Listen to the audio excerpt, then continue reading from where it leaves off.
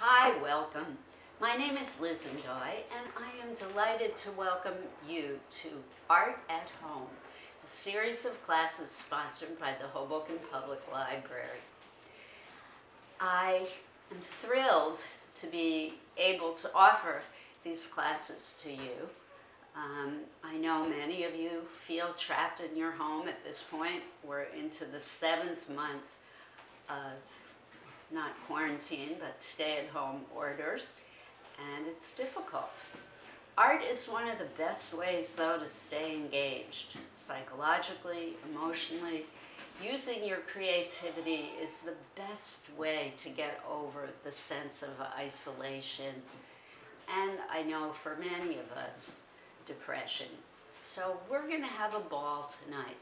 We're first going to talk about our final Latina American artist. We're going to look at some of her work and talk about it. And then I'm going to show you not one, but 2 art projects that you can do inspired by this particular artist. So, woohoo, it's a bonus night. And in fact, I believe last week I said that it was our last art class to celebrate Latina and Latino, excuse me, American art, completely forgetting that September is a month with 5 Wednesdays in it this year. So tonight's celebration of a Latina American artist is really a whole extra wonderful thing. The artist that we're going to focus on tonight is named Carmen Herrera. Carmen Herrera, still alive today, is 105 years old. She is Cuban American. She was born May 31st, my son's birthday, 1915. She is a painter. Her style is minimalist, and the movement that she is now famously a part of is abstract expressionism.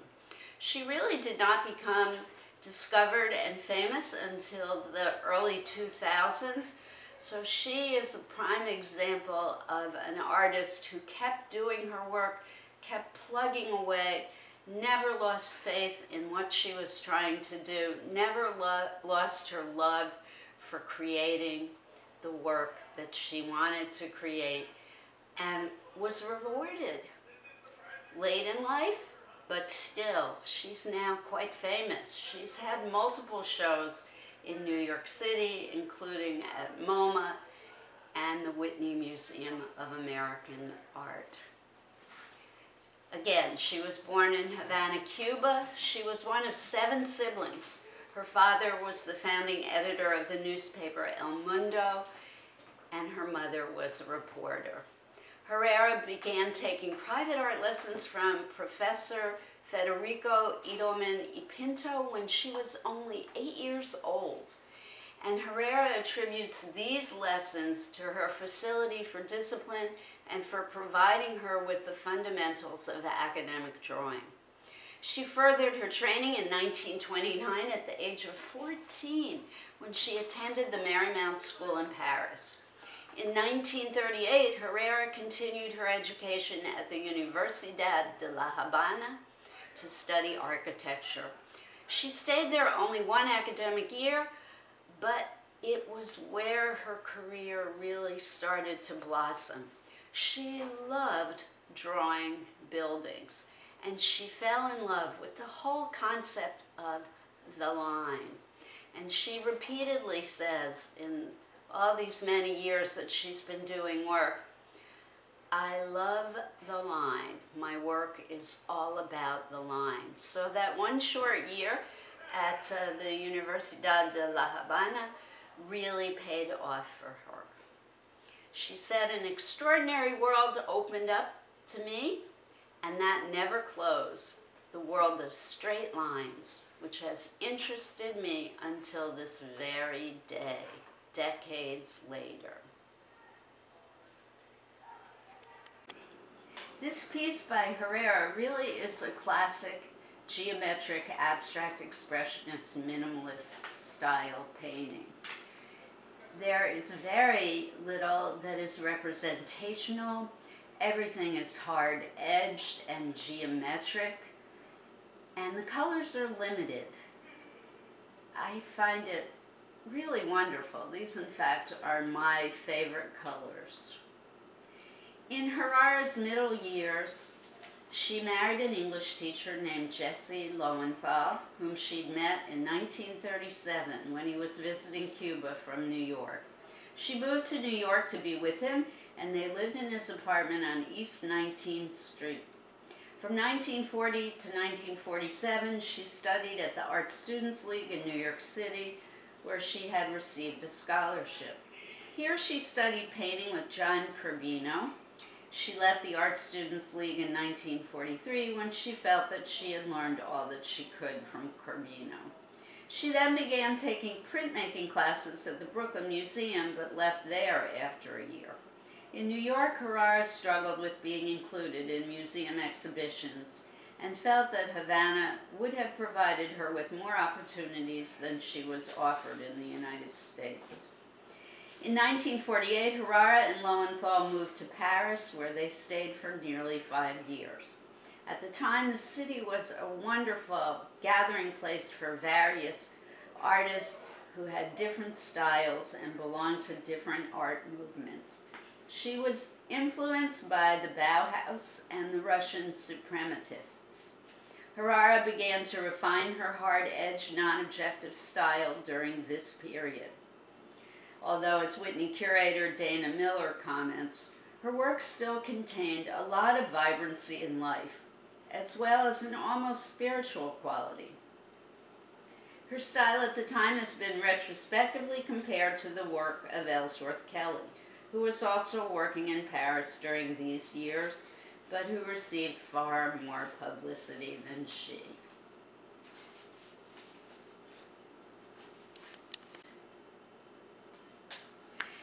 Again, here's another classic abstract geometric expressionist painting.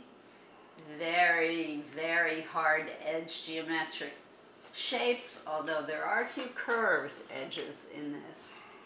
And we're starting to see what I love most in Harara's work, a tension between the shapes.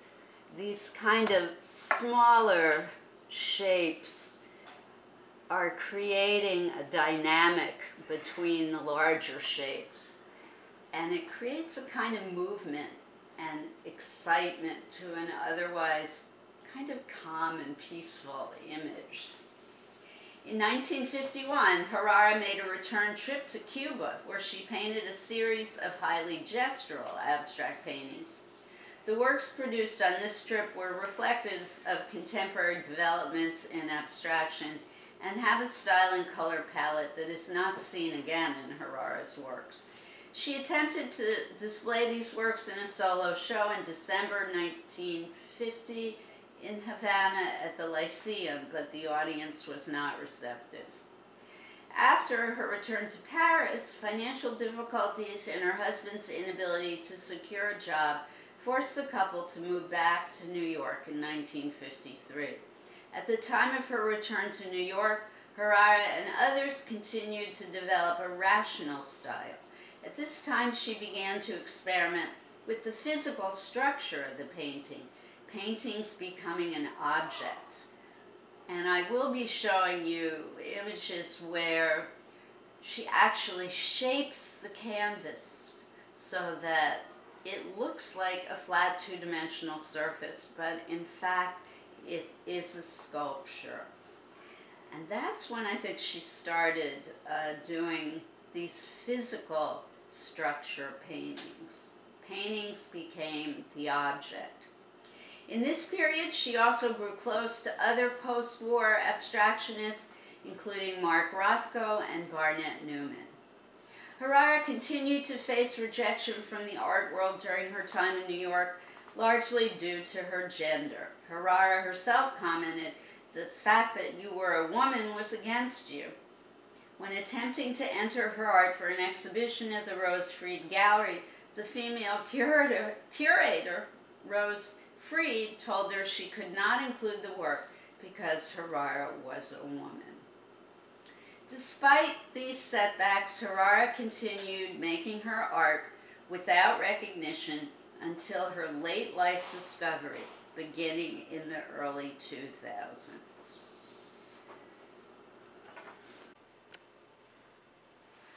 Another of Herrera's very geometric paintings.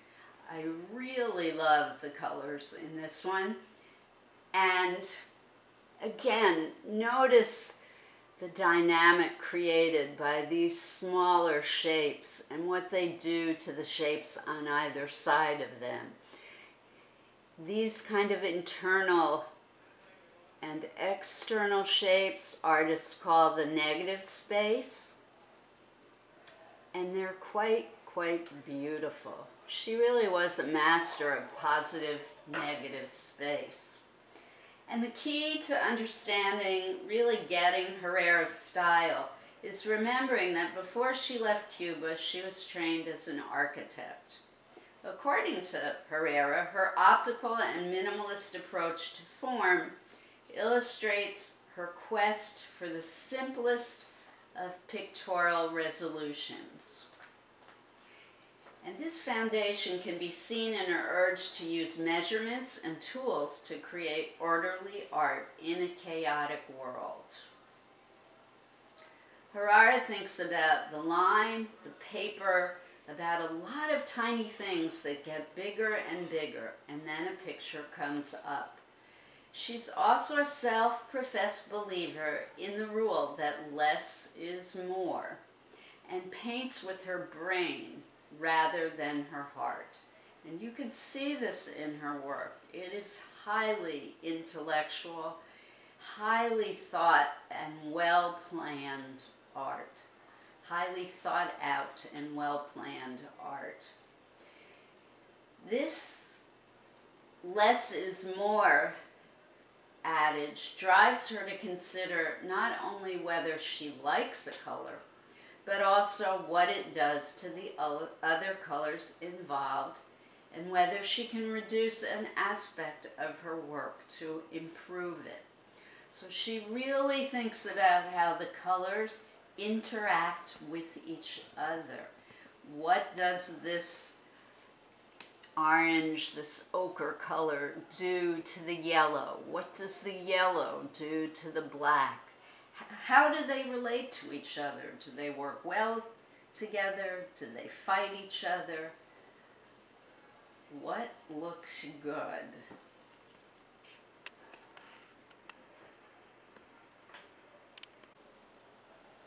We're really lucky because there's a lot that's been written about Herrera's creative process. She's been very open and willing to share how she works. And as you might guess, her process is very straightforward and orderly. The first thing she does, she sketches with a pencil and graph paper while sitting beside a long bank of windows looking out over East 19th Street. She starts this process every morning at 9:30 a.m. Step 2, the second thing she does, she transfers this little sketch, her idea, onto a small piece of vellum, and then using acrylic paint markers does the sketch in color.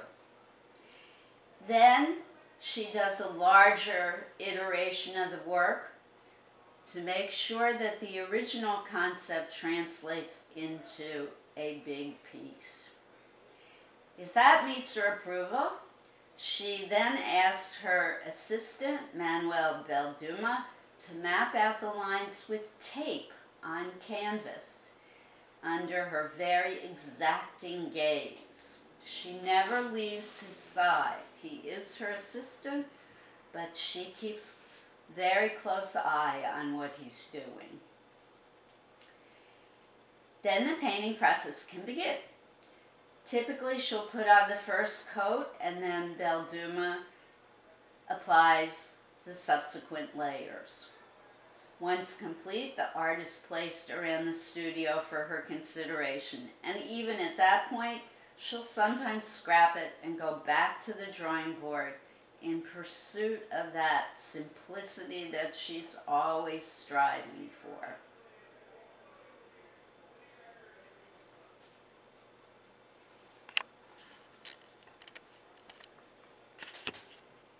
I love this image because of those negative shapes that I alluded to in the last slide. This black triangle is so powerful, the way it shoots off the top of the image. And then the fact that she mirrors it, does it again with the yellow triangle, just makes such a powerful composition. And here's a little bit of genius. This black stripe here forces the perspective of this blue square, making it look almost three-dimensional. So something that's flat has incredible depth. These triangles, the sides of them force you back into space, just as if this were a landscape.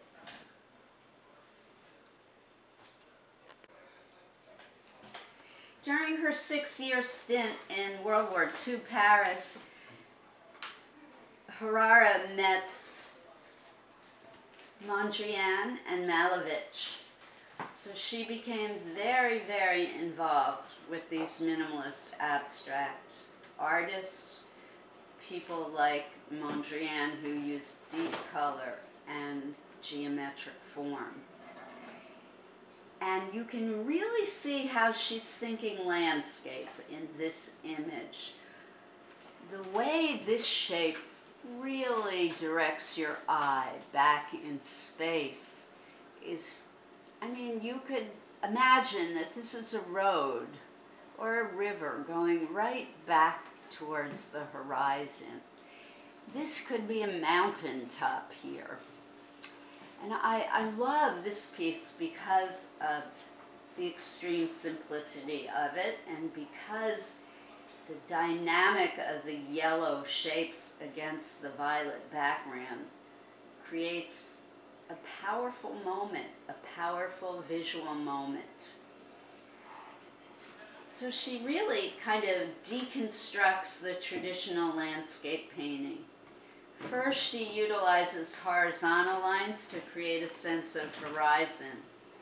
And then this sense of depth in space is heightened by her signature diagonal line, which combines to create the traditional focal point that is the hallmark of many landscapes.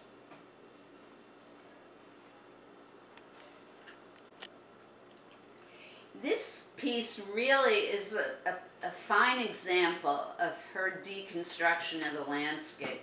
She did a 12-year series of paintings called Blanco y Verde, started in 1959. And she loved using white on green because, like many landscapes, green is prevalent. So she's trying to capture the very essence of landscape in some of these paintings.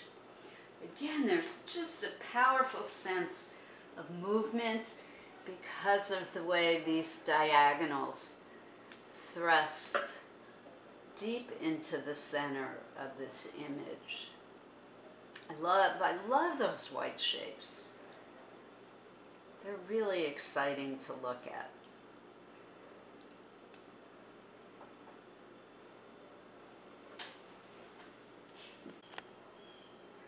Here's an example of Herrera's sculpture. She calls these sculptures, but they're actually shaped canvas. So this piece is two parts. The L-shaped pieces are done separately and then fit together. I think they're just remarkable the way they touch and fit so beautifully together. And the empty spaces in between them are just such beautiful negative shapes. I think it's a remarkable piece of art. And notice the reflection of the piece in the floor of the gallery. really wonderful. So she's been doing a lot of these sculptures now.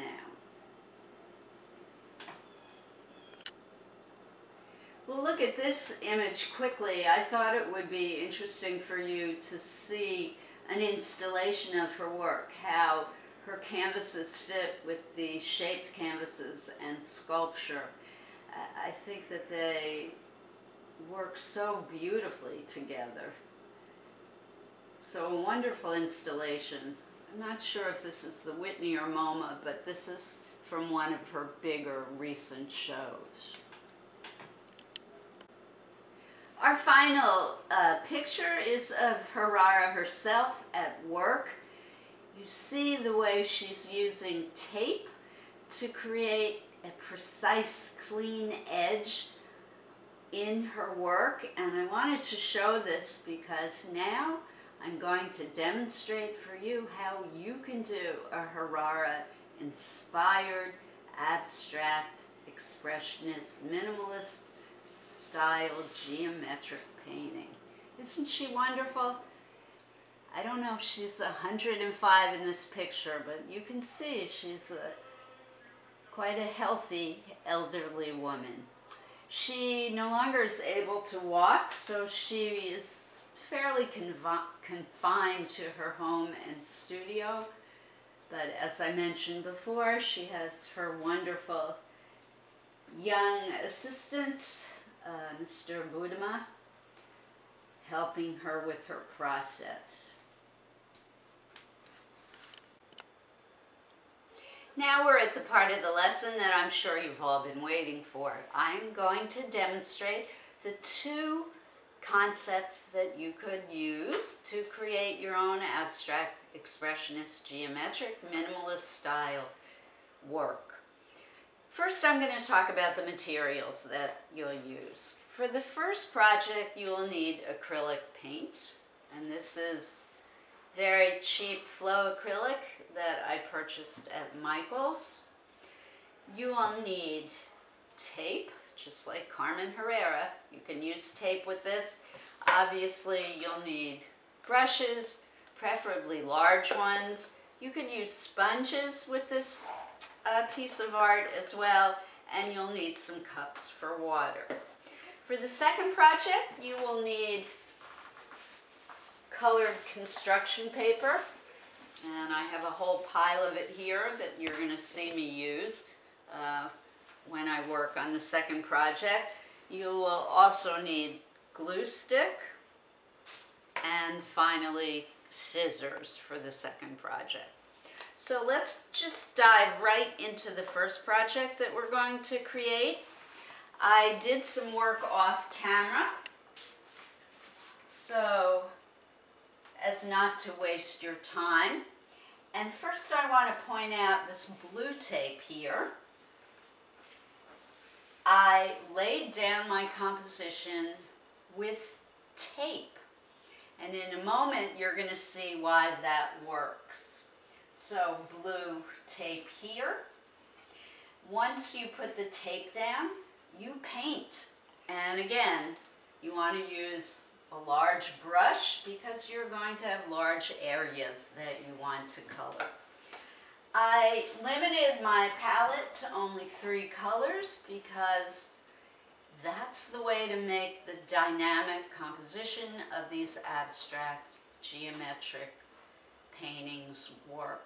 If you use lots of color, you're going to lose that positive negative push and pull that you saw in Herrera's painting. She really used that positive negative imagery well. So I'm going to move this painting back onto the table again. You're going to want to have a flat surface when you're doing this technique. And you notice too that Herrera was sitting at her workspace because now, after the paint is dry, and I can't emphasize this enough, you must paint everything and wait a few hours till it is bone dry. If you try and do this while the paint is wet, you will smear the image. And all you have to do is peel off the tape. If you've ever done batik or something like crayon resist, the tape is your mask. Wherever the tape is on your image, the paint will not stick. And you can see already that a strong white shape is starting to emerge. If you can, you want to use this blue painter's tape. It's much easier to remove than regular masking or Scotch tape. So you can go to any hardware store and ask for blue painter's tape. Peel off the tape slowly. You don't want to tear your paper.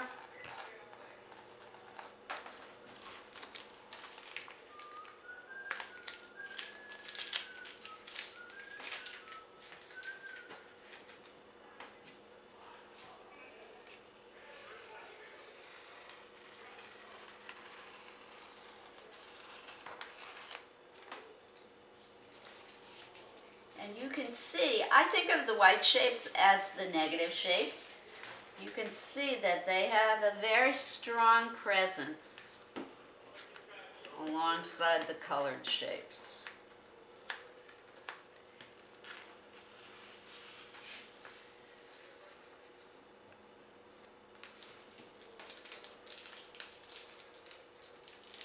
And you can always do a touch-up. I notice here that the paint is a little irregular and kind of furry on the edge. It's easy to take a fine point brush after you peeled off all the tape and touch up some of those errors. Remember, Harara really wanted her edges to be clean and sharp.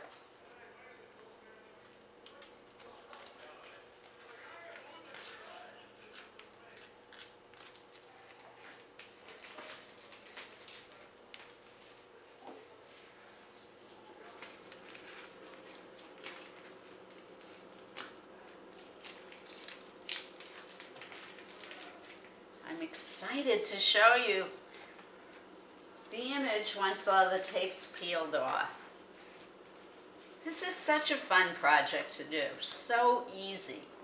And if you've ever wondered how these abstract geometric painters did it, this is how they did it, with tape. So maybe not finished, but I'm gonna place this on the easel for you to look at, and then we're going to look at the second project that you can do.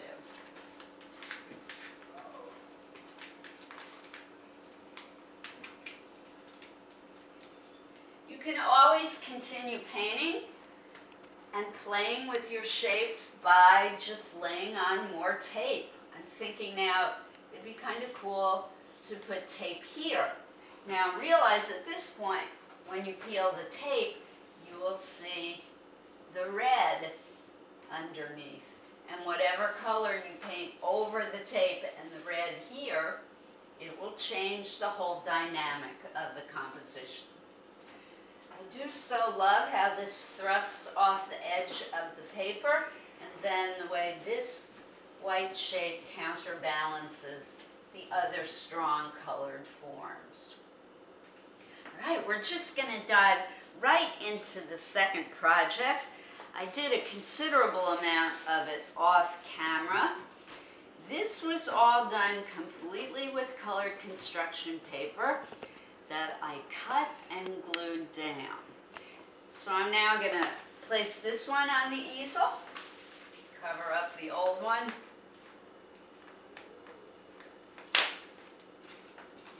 and talk briefly about this. And then it will be your time to go to your own art space and create your own abstract work. The process that I took in doing this piece was to cut shapes out of the colored paper and then play around with them. I move them all around on the paper. I remove them, start it all over again, and kept playing and shifting the shapes until I found a composition that I like. I actually think I hung this up upside down, but I'm not troubled by that. One of the beauties of abstract expressionism is you can continue turning your picture until you find a composition that you like. But the real key with doing this as a collage rather than a painting is to not glue your shapes down till you're absolutely sure about where you want them to go. Wait to do the gluing till the very final step of the process. Well, I'm not sure this is even done, but I don't want to take up any more of your time today. I want you to have the opportunity to explore, experiment, and create art in the style of the great, now famous Carmen Herrera. God bless her, 105-year-old Cuban-American artist. I want to finish up by again thanking the Hoboken Public Library for sponsoring and sharing our lessons. If you enjoyed this lesson, you want to see it again, and or you want to visit some of the older lessons in the series, please visit the Hoboken Library website at hobokenlibrary.org, and you will find today's lesson and all the previous lessons. I want to wish you luck. Take some risks. Kind of dive off the deep end. Try this maybe new style for you. And if you are of Latina or Latino American heritage, I hope that you will learn more about the great artists of your tradition. Good luck, have fun, art on, and I will see you all next week.